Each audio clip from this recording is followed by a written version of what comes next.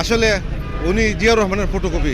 অনেকজন আমাকে বলছে যে যে নেতা দল করো, সেই নেতাই তো দেশে নাই, কিভাবে ভোট দিবা। আমার মনে হয় না যে ঢাকায় থাকার মতো, মানে ঢাকায় ধরবে এরকম, হয়তোবা তাদের ঢাকার বাইরেও অবস্থান করতে হতে পারে। নানা আলোচনা, সমালোচনা আর জল্পনা কল্পনার পর অবশেষে আগামী বৃহস্পতিবার দেশে ফিরছেন বিএনপির ভারপ্রাপ্ত চেয়ারম্যান তারেক রহমান। দীর্ঘ 17 বছরের বেশি সময় পর মাতৃভূমিতে পা রাখায় দিনটি স্মরণীয় করতে দলটির পক্ষ থেকে নেতাকর্মীরা তাকে সংবর্ধনা দেবে।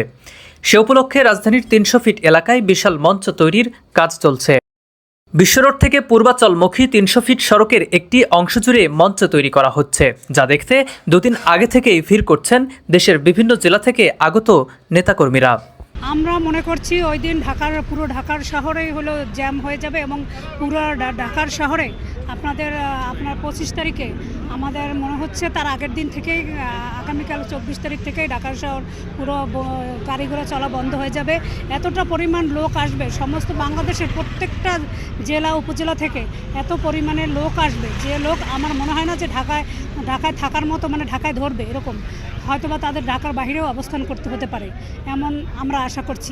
আমি ওনাকে কাছ থেকে দেখেছি, আমি ফ্রান্স থেকে চলে আসছি, উনি আসার খবর শুনে ওনার আগে আমি চলে আসছি। উনি আসলে মানবিক নেতা, উনি দেশের প্রতি, দেশের মানুষের প্রতি এত টান কাছ থেকে যদি না দেখতাম তাহলে কোনোদিনই অনুভব করতে পারতাম না। আসলে উনি জিয়াউর রহমানের ফটোকপি।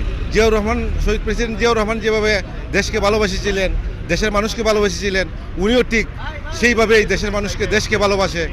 ইনশাআল্লাহ এই বিজয় আমাদের বিজয়, সাধারণ দেশের মানুষের জনগণের বিজয়। ইনশাআল্লাহ আমরা এই বিজয় উপভোগ করব আগামী দিনে। ইনশাআল্লাহ তারেক রহমানকে প্রধানমন্ত্রী করব ইনশাআল্লাহ। তারেক রহমানের দেশে প্রত্যাবর্তনের জন্য দলটির বিভিন্ন পর্যায়ের নেতাকর্মীরা যেন অধীর আগ্রহে অপেক্ষা করছে। নির্ধারিত সময়সূচি অনুযায়ী 25 ডিসেম্বর ঢাকায় পৌঁছে 300 ফিট এলাকায় আসবেন তিনি। অনেকজন আমাকে বলছে যে যে নেতা দল করো, সেই নেতাই তো দেশে নাই, কিভাবে ভোট দিবা। কিন্তু এটা এখন তো আর আপনিও দেখতেছেন, আমরাও দেখতেছি যে কি খুশি। এই 17 বছরের যে আনন্দ উপভোগ করছি মোট লাইফে, এখন আমি সেটা উপলব্ধি বেশি করতেছি যে আমার প্রিয় নেতা তারেক জিয়া এখন দেশে আসতেছে। উনি এসে আমার দিক নির্দেশনা দেবে, নির্বাচন করবে, আমরা বিপুল ভোটে জয়ী হব, এটা আমাদের আশা। আমরাই সরকার গঠন করব, এটা আমার আশা আর কি। দীর্ঘ 17 বছর পর আমাদের নেতা বিএনপির ভারপ্রাপ্ত চেয়ারম্যান এবং আমাদের বাংলাদেশ জাতীয়তাবাদী ছাত্র দলের সাংগঠনিক অভিভাবক তারেক রহমান দীর্ঘ 17 বছর পর বাংলাদেশে আসতেছেন, সেজন্য তো আমরা অনেক আনন্দিত। আমরা কিন্তু অনেক আনন্দ, অনেক আশা নিয়ে এই জায়গাতে এসেছি। দীর্ঘদিন পর যেহেতু আমাদের নেতা তারেক রহমান, যিনি বাংলাদেশে বিএনপির মতো একটি বৃহৎ রাজনৈতিক দলের নেতৃত্ব দিচ্ছেন, তাকে এক নজর দেখার জন্য আমরা এই আগেভাগেই আর কি আমরা এখানে এসেছি।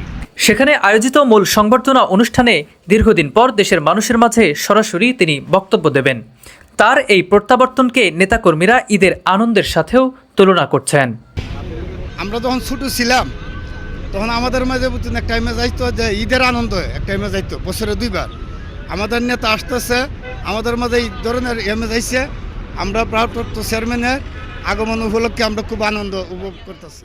সবকিছু ঠিক থাকলে আগামী বৃহস্পতিবার বেলা 11:55 নাগাদ হজরত শাহজালাল আন্তর্জাতিক বিমানবন্দরে পৌঁছানোর কথা রয়েছে তারেক রহমানের।